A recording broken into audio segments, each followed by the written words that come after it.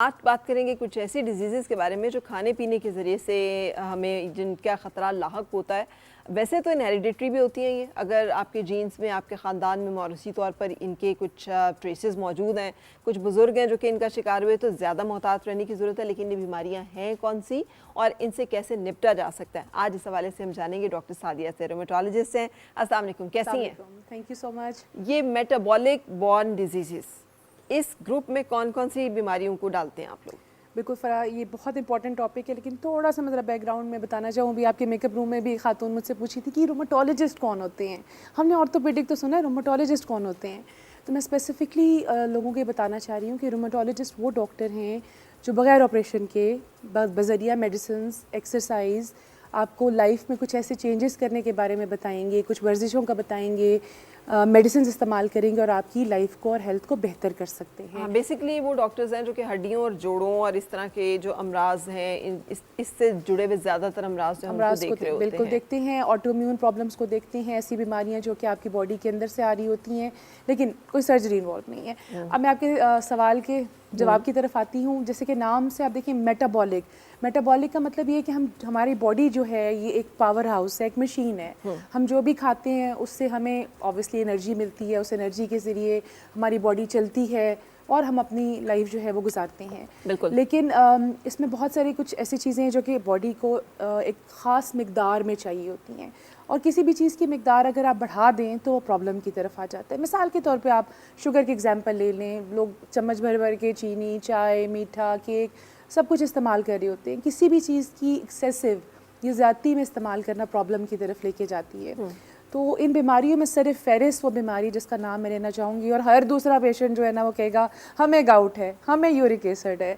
मैं इसके बारे में कुछ चीज़ें क्लियर करना चाह रही हूँ कि लोगों के दिमाग में जो प्रॉब्लम्स हैं कि ये बीमारी है क्या और कैसे आती है। आपके ख्याल में ये सब खाने पीने से होता है कि यूरिक एसिड जो है वो खाने पीने से बढ़ जाता है और खाने पीने से कम हो जाता है? जी, इसके दो जो हैं इसके रीजंस होते हैं कि या तो आप खा ज़्यादा रहे हैं या दूसरा आपकी बॉडी में से निकल ज़्यादा नहीं रहा है।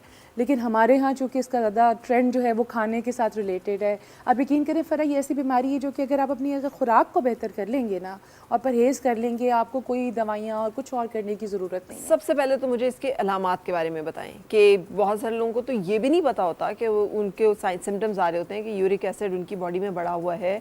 क्या अलामात हैं जिसके ऊपर मोहतात होना चाहिए और कितना इसका फ्रीक्वेंट टेस्ट होना चाहिए? अच्छा, दो चीज़ों को मैं इसमें डिवाइड करूँगी। इलामात की जो बात आप कह रही हैं ना, उसमें पेशेंट आता है कोई भी जोड़, ख़ास तौर पे पाँव का, अंगूठे का जोड़ या टखने का जोड़ बहुत ज़्यादा शदीद स्वेल किया होता है, रेड होता है। वो इतना बेचारा पेशेंट मजबूर होता है कि उससे चला भी नहीं जा रहा होता। टिपिकल एक प्रेजेंटेशन जो होती है वो ये होती है। लेकिन एड़ी में भी बाज़-औक़ात दर्द, एड़ी में भी एग्जैक्टली, लेकिन जो जोड़ होगा वो रेड होगा, सूजा होगा, लाल होगा और शदीद तकलीफ़ का शिकार होगा। पेशेंट उसको ऐसे डिस्क्राइब करते हैं जैसे किसी ने हज़ारों सुइयाँ जो है ना मेरे जोड़ के अंदर डाल दी हैं। जिसके ऊपर मैं अभी आती हूँ। होता भी ये कि यूरिक एसिड के क्रिस्टल्स होते हैं जो कि नीडल लाइव सुइयों की शक्ल के क्रिस्टल्स होते हैं जो डिपॉजिट हो रहे होते हैं। अच्छा। तो एक बड़ी टिपिकल सी प्रेजेंटेशन की, जैसे पेशेंट मेरे ऑफिस में आया है और वो लंगड़ा रहा है और तकलीफ से तड़प रहा है, जोड़ जो है वो शदीद सूजा हुआ है, लाल रंग का हुआ है, बिल्कुल मूव नहीं कर पा रहा, तो ये गाउट का वो आ गया। अच्छा, यहाँ पे मिसकॉन्सेप्शन ही होती है कि अगर किसी पेशेंट की उंगली में भी दर्द होगी ना, या कंधे में दर्द होगी, या गुत्तों में, तो भाई यूरिक एसिड हो गया है। ये बड़ा कॉमन है। ये दवाई है, एक दो नाम ले लेती हूँ, ज़ाइलोरिक है, गो यूरिक है, फलानी दवाई है, और जो केमिस्ट से ले लो, ये तुम्हारा मसला ठीक हो जाएगा। तो अगेन प्लीज़ सबसे पहले तो ये कि यूरिक एसिड की दवाइयाँ खुद से मत खाएँ। मैंने बहुत से पेशेंट ऐसे भी देखे हैं जो खुद से दवाइयाँ यूरिक एसिड की खा के अपने किडनी डैमेज करके मेरे तक पहुँचे हैं। अच्छा, किडनी भी डैमेज हो जाते हैं? बिल्कुल, जो नाम लिए मैंने दवाइयों के, किसी ने कह दिया और आपने ओवर द काउंटर केमिस्ट से जाके दवाई ले ली और फिर आप कॉम्प्लिकेशन के साथ आप। लेकिन अब एक लेमैन क्वेश्चन ना, कि डॉक्टर ने भी तो वही दवाइयाँ लेनी है। अगर हम वही लेके खा लेंगे तो हमारे खाने से गुर्दे खराब हो जाएंगे, और डॉक्टर अगर लिख के देगा तो फिर खराब नहीं होंगे। बिल्कुल, इसमें देखिए ना, आइडेंटिफाई करना ज़रूरी है कि क्या आपको वाकई ही गाउट रिलेटेड आर्थराइटिस है, ठीक है, जिसको हम गाउटी आर्थराइटिस कहते हैं, जो कि यूरिक एसिड के क्रिस्टल्स जोड़ के अंदर जमा होने से पैदा होता है। या दूसरा आपको कोई और किस्म की जॉइंट की दर्द है, विटामिन डी की कमी है, आर्थराइटिस है, गैंठिया है, कोई और टाइप का जो है वो आर्थराइटिस है। लेकिन पाकिस्तान में मिसकॉन्सेप्शन ये है कि किसी भी किस्म की जोड़ पेन है ना, बस जी तुम्हें तो यूरिक एसिड हो गया, बस अब ये तुम गोश्त बंद कर दो और भूखे बैठ जाओ और दवाइयाँ खा लो। अच्छा, मैं अब दूसरा यहाँ पे पेशेंट्स को बताना चाह रही थी टेस्ट के हवाले से। आपने बड़ा अच्छा ही सवाल किया। लोग मेरे पास टेस्ट लेके आएंगे, यूरिक एसिड 6 था, 6.1 हो गया, ये तो बढ़ गया और ये तो हमें यूरिक एसिड की बीमारी हो गई। मैं क्या, ये आते साथ ही ये पेशेंट्स ना ये मुझे बताना शुरू करते हैं। मैं कहती हूँ देखिए, आप मुझे टेस्ट ना बताएं, आप मुझे अपने सिम्टम्स बताएं। अगेन ये कि मैं टेस्टों का इलाज नहीं करती हूँ। यूरिक एसिड 1.2 पॉइंट ऊपर नीचे हो जाया करता है। कभी मिसाल के तौर पे गर्मी है, पसीना ज़्यादा आ रहा है, आप पानी ज़्यादा नहीं पी रहे हैं, ये 2-4 लेवल से कोई ख़ास डिफरेंस नहीं होता। हाँ, अगर लेवल बहुत ज़्यादा बड़े हुए, जैसे कि अबव 10 हैं, 12 हैं, अगेन आपकी फैमिली में ये हिस्ट्री चल रही है, मैंने देखा है कि फैमिली में प्रॉब्लम आ रही होती है, और बड़ी ईद के बाद तो स्पेशली पेशेंट्स आते हैं जिन्होंने खूब बारबेक्यू, टिक्के, कबाब और गोश्त खूब खाया है, तो ऑब्वियसली उनकी बॉडी में प्यूरिन जो एक फार्मूला होता है उसके लेवल ज़्यादा हो जाते हैं, जो कि फिर यूरिक एसिड को बनाते हैं। ये बीमारी बिल्कुल काबिल इलाज है और यकीन करें खुराक से ही काबिल इलाज है। तो क्या खाएं? अब आपने गोश्त को तो इंडिकेट कर दिया कि बड़ी ईद पे गोश्त खा के तो हम ये सब जो है यूरिक एसिड का शिकार होते हैं, लेकिन इसके अलावा और कौन सी चीज़ें हैं जिनसे परहेज़ करें? बिल्कुल फ़रा, देखें मैं मना नहीं करूँगी, देखिए हम इंसान हैं, दिल हर बंदे का करता है, लेकिन बजाय इसके कि आप प्लेट भर भर के बोटियों की खाएं, आपका दिल करे तो आप 1 या 2 बोटी ले सकते हैं, चख सकते हैं। लेकिन किसी भी चीज़ की, जैसे मैंने कहा ना कि ज़्यादती और एक्सेसिव खाना, बाज़ लोग तो होते ही गोश्त खो रहे हैं, वो कहते हैं हम गोश्त के अलावा कुछ खाते ही नहीं, सब्ज़ी पकी उसमें भी गोश्त डाल रहे हैं, दाल पकी उसमें भी गोश्त डाल रहे हैं। तो कोशिश करें कि जो आपका वीकली कोई मेन्यू टाइप है उसमें आपका मिनिमम अमाउंट में गोश्त हो। अगर खाना है तो बेहतर आपके लिए फ़िश का गोश्त होगा, मछली का गोश्त होगा। ठीक है। और दालों को आपने अवॉइड करना है, हर किस्म की दाल है। जब मैं अवॉइड कहूँगी इसकी मतलब नहीं मैं बिल्कुल ज़ीरो आपको कह रही हूँ, लेकिन आप कोशिश करें कि उसकी इनटेक को आप कम कर दें। सही। इसके अलावा अपनी डाइट में फ़्रेश जैसे सैलड्स होती हैं, मैं बार बार ये बात कहती हूँ कि सैलड आपके लिए बहुत अच्छी है, हर किस्म के विटामिन उसके अंदर हैं। अपने पेट को आप सैलड से भरें, आप रायता ले लें उससे आप भरें। कोशिश करें कि दालें, गोश्त, इन चीज़ों को कम करें। ये जो कोल्ड ड्रिंक्स रंग बिरंगे बाज़ारों में मिलते हैं, फिज़ी ड्रिंक्स मिलते हैं रेस्टोरेंट्स वगैरह पे, इनको अवॉइड करने की कोशिश करें। कैंड खाने, प्रोसेस्ड खाने, डीप फ्राइड खाने, जो हमारा रिवाज बन चुका है, डीप फ्राइड चिकन है जी, उसके साथ एक शुगर ड्रिंक होगा आपके पास, ये तो आप सीधे से फार्मूला ही बना रहे हैं जोड़ों की दर्दों का। और हम कह रहे हैं नहीं हम प्रोटीन दे रहे हैं, हम टेक ओनली प्रोटीन। एग्जैक्टली ऐसा ही है। और सबसे ज़रूरी फ़र्क हाइड्रेशन का। हमने अक्सर देखा है कि हम लोग अपने काम में सब बिजी होते हैं, तो पानी पीने के लिए हम बड़े सुस्त हो जाते हैं कि अच्छा फारिग होंगे तो पियेंगे। ख़ास तौर पे यूरिक एसिड के पेशेंट्स, इनको कम से कम 3 से 4 लीटर पानी जो है दिन में पीना चाहिए। Even if they have kidney disease too, अगर यूरिक एसिड और साथ गुर्दों का भी कोई मसला तब भी 3 से 4 लीटर वो मैं इसकी तरफ आती हूँ कि गुर्दों का अगर मसला है या बन गया है, लेकिन अगर आपका यूरिक एसिड हाई है, आपके जोड़ों में दर्दें आ रही हैं, आपको डॉक्टर ने दवाइयाँ भी प्रिस्क्राइब कर दी हैं, उसके साथ साथ अपनी डाइट का ख्याल, जैसे मैंने बताया, गोश्त, दालें, तली हुई चीज़ें, हाई शुगरी इंटेक, ये आपने कम करनी है, और पानी की इंटेक को है ना वो ज़्यादा करना है। अब मैं आ जाती हूँ कि ऐसे प्रॉब्लम्स या ऐसी चीज़ें जिसको हम बात करते हैं कि मेटाबॉलिक डिजीजेज, लेकिन अगर यूरिक एसिड है एंड किडनी पेशेंट भी हैं वो, तो फिर तो वो इतना पानी नहीं पी सकते, फिर वो क्या करेंगे?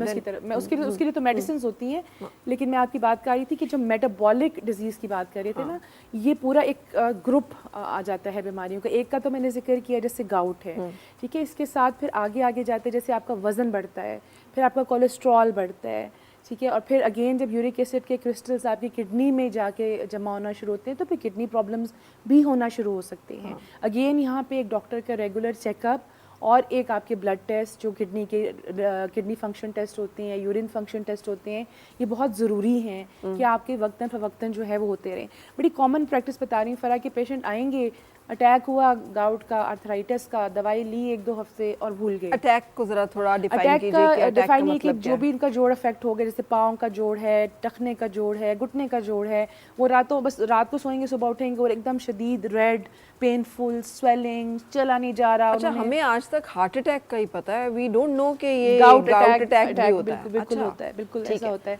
तो मैं ये बताना चाह रही थी कि ये मेटाबॉलिक जब डिजीज़ स्टार्ट होता है तो आपके साथ वज़न बढ़ना शुरू होगा, आपकी यूरिक यूरिक एसिड बढ़ना शुरू हो गया, अगर ये और एक्सपैंड कर जाता है, बढ़ जाता है, कॉम्प्लिकेशन होती है, तो फिर किडनीज़ को भी ज़ाहिर इफेक्ट करेगा, और अगर खुदा न खास्ता इससे आगे जाता है तो फिर डायबिटीज़ और डिफरेंट अदर हार्मोन्स को भी इफेक्ट करता है। तो इसको शुरू में ही रोक लेना, कंट्रोल कर लेना, प्रॉपर मेडिसिन खा लेना और एहतियात कर लेना ज़रूरी है। अगेन मैं यहाँ पे दोबारा ये बात करूँगी कि पेशेंट आते हैं, जब अटैक हुआ 2-4 हफ्ते दवाई खाई और उसके बाद भूल गए, और फिर बाज़ बात तो मेरे पास कुछ लोग 4-4, 5-5 साल के बाद भी आ रहे होते हैं कि जी बस हमें 4 साल पहले हुआ था और अब हुआ तो अब वो कहते हैं ना क्या eating an apple a day keeps doctor away. तो हमारी ज़िंदगी में कहते हैं डॉक्टर से, वकील से और किससे, कोई एक और था कि इनसे तो अल्लाह बचाए। हाँ, लेकिन मसला होता ज़्यादा नहीं जाना पड़े इनके पास। फिर मसला यहाँ पे ये हो जाता है कि जो पेशेंट इतने वक्फे के बाद आते हैं ना, इस दौरान में अगेन जैसे अभी मैंने जिक्र किया कि वो किसी भी ऑर्गन पे किसी भी कॉम्प्लिकेशन का शिकार हो करके वापस मेरे पास डॉक्टर सादिया, आप ये सजेस्ट करिए, एक बंदा है अगर उसे हुआ है यूरिक एसिड का मतलब रेज हुआ है और उसने मेडिसिन ली है और कंट्रोल किया है, इवन देन ही और she needs to see the doctor? बिल्कुल, इसमें देखिए फिर 2-3 चीज़ें आ जाएंगी। एक तो उनकी दवाइयाँ एडजस्ट होंगी, उनके ब्लड टेस्ट पे मतलब मैं नज़र रखूँगी। आई नो कि महंगाई बहुत है, बहुत फ्रीक्वेंट तो नहीं मैं शायद करवा सकूँ, लेकिन 3-4 महीने के बाद कुछ ज़रूरी ब्लड टेस्ट उनके करवाने, यूरिक एसिड और गुर्दों का टेस्ट करवाना ज़रूरी होता है। और दूसरा प्रॉब्लम ये होता है कि अंदर ही अंदर यूरिक एसिड तो बन रहा है, इन पेशेंट्स के अंदर यूरिक एसिड डिपॉजिट होने की टेंडेंसी ज़्यादा होती है। अच्छा, आपने 2 चीज़ों की तरफ इशारा किया था, एक कि बनता ज़्यादा और एक ये कि बॉडी से एक्सक्रीट नहीं होता। जो एक्सक्रीट नहीं होता उसकी वजूहात क्या है? उसमें किडनी रिलेटेड प्रॉब्लम्स आ जाती हैं, किडनी के डिफरेंट डिजीज़ हैं जिसमें वो बॉडी से एक्सक्रीट नहीं हो रहा होता। ठीक है। तो मैं आपसे कहती थी कि इन पेशेंट्स के ऊपर नज़र रखना या उनको मॉनिटर करना ज़रूरी होता है, क्योंकि टिपिकली होता ही है कि वो कुछ सालों के बाद आएंगे और उनका वो पाँव या वो जोड़ ख़राब हो चुका होगा, क्योंकि अंदर ही अंदर वो जो यूरिक एसिड था वो डैमेज तो कर रहा था। तो यहाँ पे पेशेंट का एक रेगुलर फॉलोअप और रेगुलर चेकअप बहुत ज़रूरी है। हर जोड़ की दर्द को यूरिक एसिड मत लेबल करें, डॉक्टर से एक दफ़ा चेक करके कंफर्म करवा लें कि क्या वाकई ही ये यूरिक एसिड है और इसके मुताबिक कौन सी दवाइयाँ लेनी है, और दवाइयों की भी साइड इफेक्ट्स हैं। Uric acid is the only metabolic disease जो कि वो है, या इसके अलावा भी और चीज़ें हैं? मैं अगली स्टेप की तरफ आ रही थी, जैसे कि मैंने आपको एक पूरा सिंड्रोम का भी जिक्र किया कि जिसमें यूरिक एसिड के साथ कोलेस्ट्रॉल ज़्यादा हो जाना, डायबिटीज़ हो जाना, वज़न बढ़ जाना, किडनी फेलियर हो जाना, ये सारा एक कम्बिनेशन में इसमें आ जाता है। दूसरा और सर-ए-फ़हरिस्त हड्डियों के हवाले से जो मेटाबॉलिक बॉन डिजीज़ देखा जा रहा है वो ऑस्टियोपोरोसिस। अगर मैं इसको बिल्कुल आम अल्फाज में डिस्क्राइब करूं तो इसका मतलब ये होगा कि हड्डियों के अंदर सुराख हो जाना, हड्डियों का भुरभुरापन का शिकार हो जाना।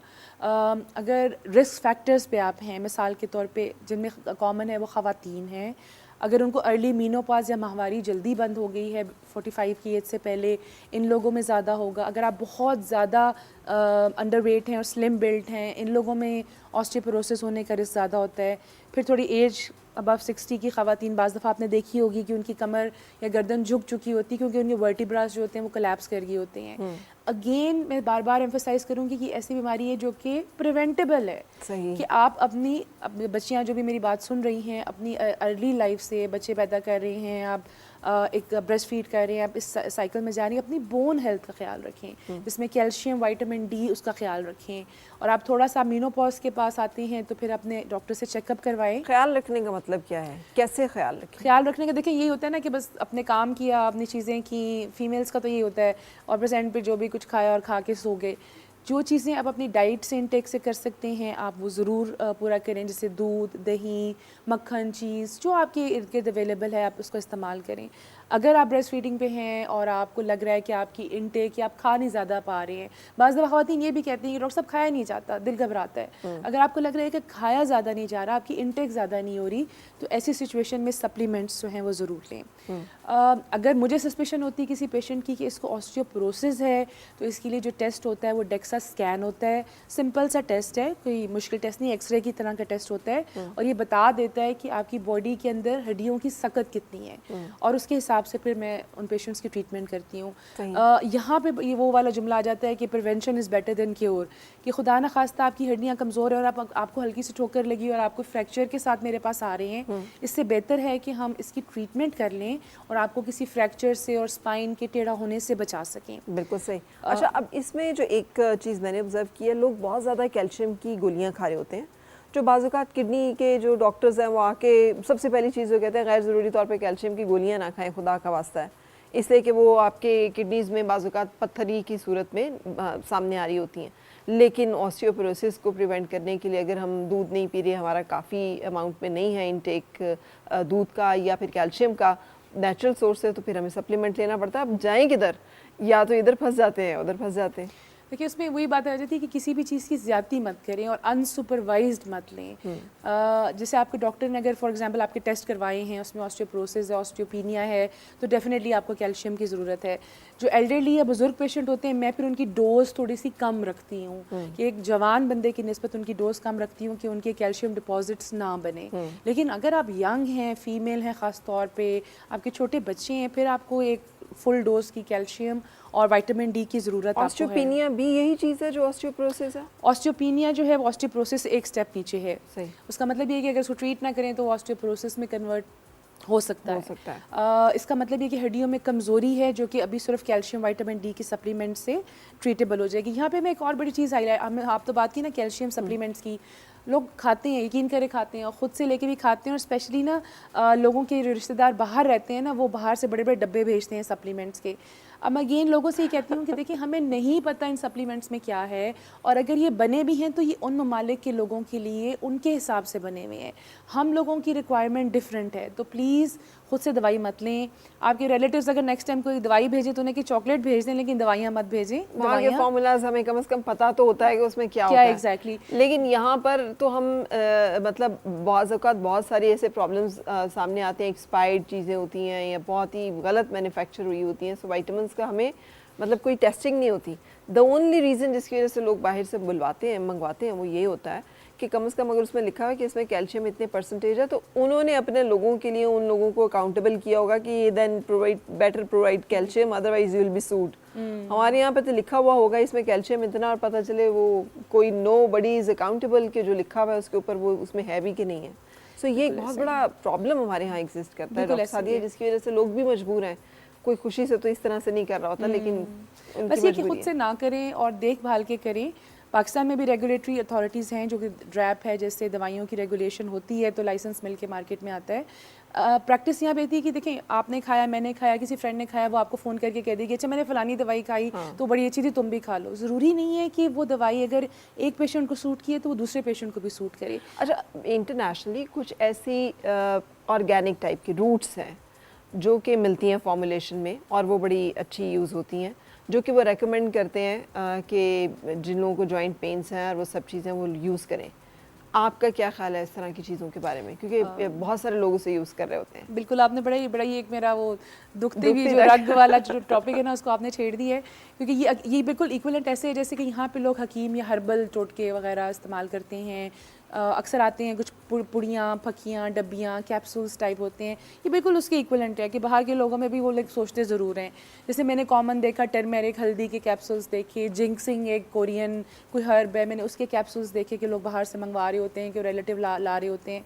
लेकिन पढ़ ज़रूर लें एक दफ़ा। मिसाल ही दे रही हूँ, जैसे जिंक्सिंग एक कोरियन जो एक हर्ब है, इसका साइड इफ़ेक्ट हो सकता है हार्ट के लिए, हार्ट डिजीज़ के पेशेंट्स के लिए, प्रेग्नेंट लेडीज़ के लिए, हार्मोनल इम्बैलेंस कर सकता है। तो वही बात आ जाती है कि हर दवाई हर पेशेंट के लिए नहीं होती है। तो अगेन मैं इस चीज़ को डिस्करेज करूँगी कि आप किसी के कहने पे और मेडिकल फैक्ट के बगैर जिसका हमें पता नहीं है वो एक केमिकल अपने बॉडी के अंदर ना डालें। ठीक है, कोशिश करें कि नेचुरली करें। आई नो मुश्किल है, हमें खालिस चीज़ें शहरों में नहीं मिलती हैं, लेकिन जितना नेचुरल कर सकते हैं नेचुरल करें। फिर भी आपको सिम्टम्स आ रहे हैं, आपको ज़रूरत है, तो डॉक्टर से पूछ के प्लीज़ आप उसको स्टार्ट करें। अच्छा, अब इसके अलावा भी कोई और मेटाबॉलिक डिजीज़ है जिसका तस्करा करना ज़रूरी है? मेरे ख्याल से बहुत ज़रूरी है ऑस्टियोमलेशिया की बात करना, ये रिकेट्स की बात करना, क्योंकि पाकिस्तान में हमारे 80% बच्चे जो हैं आयरन डेफिशिएंट हैं, विटामिन डी डेफिशिएंट हैं।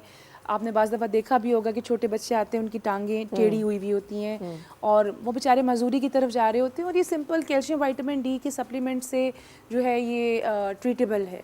तो बच्चों में अगेन वही दूध का इस्तेमाल, अच्छी ग़िज़ा का इस्तेमाल, मेल नरिश्ड है हमारे बच्चे, तो इस चीज़ का ख्याल रखें कि आपके बच्चे को कहीं आपको फ़ील हो रहा है कि ये लंगड़ा रहा है, टांगे गोलाई की तरफ टेढ़ा होना शुरू हो रही हैं, उसकी हेल्थ उस तरह नहीं है जैसे कि उसके बाकी इर्द गिर्द के बच्चे या क्लास के बच्चे हैं वैसी हेल्थ नहीं है, तो प्लीज़ एक अच्छे डॉक्टर को ज़रूर दिखाएं। एक छोटी सी दवाई से उसकी टांगें सीधी हो जाएंगी। बिल्कुल सही। एंड दैट्स इट कि ये हमारा एक ब्रैकेट है जो कि उन चीज़ों से जुड़ता है जो कि हमारे खाने पीने के साथ भी मुंसलिक है। जिन लोगों में मारूसी तौर पे मसला आ रहा हो, क्या सिर्फ खाने पीने में करेक्शन करके और एहतियात करके वो इसको अवॉइड कर सकते हैं? फरा मेरे ख्याल से अगर फैमिलीज़ में ये प्रॉब्लम स्टडी से आर्थराइटिस की मैं बात करती हूँ, तो यहाँ पे फिर बच्चों को एहतियात करनी चाहिए। अगर मेरे पेरेंट्स में किसी को ओबेसिटी है या शुगर है या आर्थराइटिस है, तो मुझे ख्याल रखना है कि मुझे अपना वेट बढ़ने नहीं देना, मुझे अपनी रेगुलर एक्सरसाइज का ख्याल रखना है, अपने मेक श्योर करना है कि मैं कुछ ऐसे सप्लीमेंट्स टाइम टू टाइम लेती रहूँ जिससे मेरे घुटने और जॉइंट्स जो हैं वो महफूज रहें। राइट। तो इन चीज़ों का ख्याल रखना मेरा ख्याल है इस एज में बहुत ज़रूरी हो गया है। अगेन बात वहीं पे आ जाती है कि खुदा ना खास्ता अगर आप किसी माजूरी का शिकार हो जाते हैं, तो मेरा नहीं ख्याल कि आजकल लोगों में इतनी गर्टसी है कि कोई आपका ख्याल करेगा और आपके लिए खाना लाएगा और दवाई ला के देगा। अब ये मुश्किल हो गया यहाँ पे एक्सपेक्ट करना। अपने बच्चों से भी एक्सपेक्ट करना मुश्किल हो गया। तो इसलिए बेहतर कोशिश करें कि आप इंडिपेंडेंट रहें और अल्लाह मियाँ आपको इंडिपेंडेंट रखे। अपना ख्याल जिस तरीके से कर सकते हैं करें। बस अपने मुंह में जो निवाला डाल रहे हैं उसको डालने से पहले एक मिनट सोच नहीं आ रही कि ये हेल्दी है कि नहीं। अच्छा नहीं है तो मैं छोड़ देता हूँ, कुछ और खा लेता हूँ। बिल्कुल सही। इसी मैसेज के साथ हम इसको वाइंड अप करेंगे। Thank you very much for बहुत ज्वाइनिंग। शुक्रिया। ब्रेक के लिए